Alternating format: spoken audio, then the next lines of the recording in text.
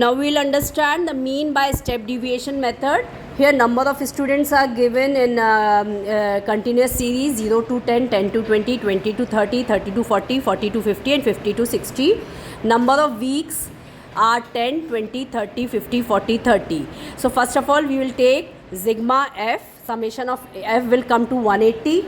Then we will find x, that is the mid value, and mid value is of between 0 to 10 it is 5, then 15, 25, 35, 45, 55.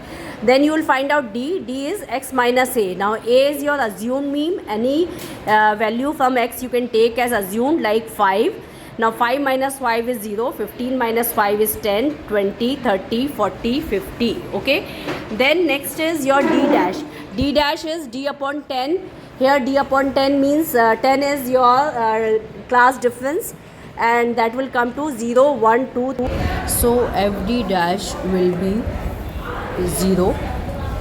Then 20 into 1 is 20, 30 into 2 is 60, 50 into 3 is 150, 40 into 4 is 160, and 30 into 5 is 150. We will do summation of fd dash, that will come to 540.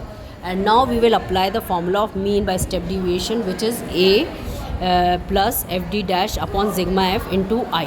A is 5, fd dash is 540, sigma f is 180, and I is 10. So when we will simplify, we will get 5 plus 30, that will be 35. Okay.